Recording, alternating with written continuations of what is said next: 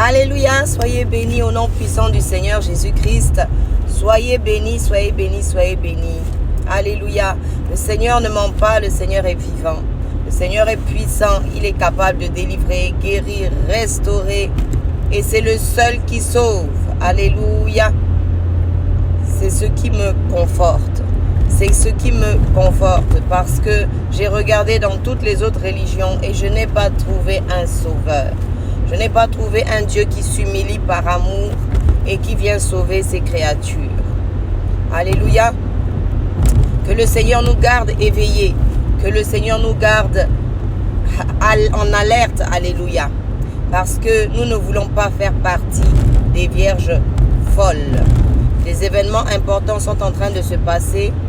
Alléluia. Le monde des ténèbres travaille pour détruire les enfants de Dieu, pour leur arracher leur couronne, mais nous devons rester attachés au Seigneur. Parce que dans cette histoire de salut, eh bien, le salut est individuel. Il n'est pas collectif. Il n'est pas collectif. Même au temps de Moïse, alléluia, il fallait avoir mis le sang de l'agneau immolé sur les linteaux. Si tu faisais partie du peuple hébreu et que tu n'avais pas mis le sang de l'agneau comme il était indiqué sur les linteaux de ta porte d'entrée, eh bien, tu n'étais pas sauvé. Tu n'étais pas sauvé. Tu perdrais ton premier enfant mâle. Alléluia. Au temps de Moïse, pareillement, lorsqu'il y a eu les serpents ardents dans le désert, les serpents brûlants qui mordaient et tuaient, alléluia, eh bien, tous ceux qui n'ont pas regardé à ce que Moïse présentait, alléluia, comme symbolique du salut, comme symbolique de Christ, le ressuscité, eh bien, tu mourrais de la morsure du serpent. Alléluia, le seul salut, c'est en Jésus-Christ. Voilà pourquoi nos yeux doivent rester fixés sur le Seigneur Jésus. Qu'il tremble, qu'il vente, que le monde soit chamboulé. J'ai vu récemment une vidéo d'une dame aux États-Unis. Il y a eu l'ouragan qui est venu. Elle s'est tenue au milieu de l'ouragan. L'ouragan était tout autour d'elle, ravageait les maisons, emportait les toitures, les maisons, les personnes. Et elle a décrété que cet ouragan ne viendrait pas jusqu'à elle. Alléluia. Aujourd'hui, chacun doit se tenir pour sa propre vie. Pour sa propre vie. Personne ne pourra emporter. On peut prêcher l'évangile. On peut dire que le Seigneur Jésus sauve. On peut parler à nos familles. On peut être rejeté, incompris. Tout ce qu'on veut. Jeté en prison, en psychiatrie. Tout ce qu'on veut. Alléluia. Mais personne ne pourra emporter personne. La parole de Dieu dit que le Seigneur, lorsqu'il reviendra, il prendra un époux et laissera l'épouse.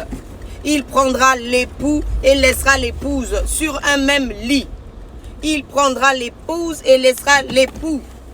La parole de Dieu dit que celui qui n'est pas prêt à quitter son père, sa mère, son frère, sa sœur, ou qui que ce soit d'autre, je précise, eh bien, n'est pas digne du royaume de Dieu. Alors, faisons un choix. Alléluia. Celui qui a vraiment rencontré Christ ne peut pas le renier. Ne peut pas quitter la chrétienté pour quoi que ce soit d'autre. Alléluia. C'est le temps de se concentrer sur le Seigneur Jésus. C'est le temps de se concentrer sur ce que le Seigneur nous a demandé de faire. Et le reste est entre les mains de l'Éternel. Alors soyez bénis ce matin et que vraiment la grâce de Dieu soit pour nous tous.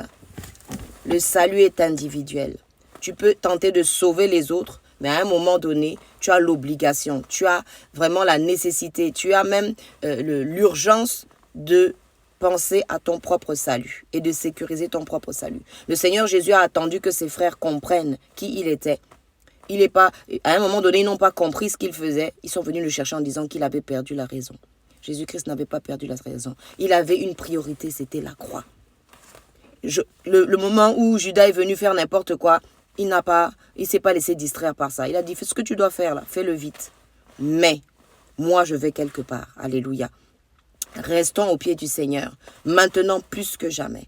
Maintenant plus que jamais. Même les païens voient les signes. Alors, Celui qui voit le danger se met à l'abri. Le Seigneur revient.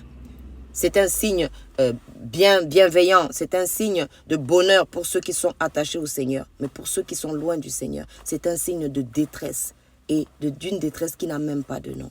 Alors soyez bénis, soyez encouragés, soyez fortifiés. Et peu importe l'épreuve que vous traversez, ne vous laissez pas distraire et ne vous laissez pas séparer de Christ. À aucun prix. Soyez bénis. C'était la servante de Dieu Valérie Marcel Kiza.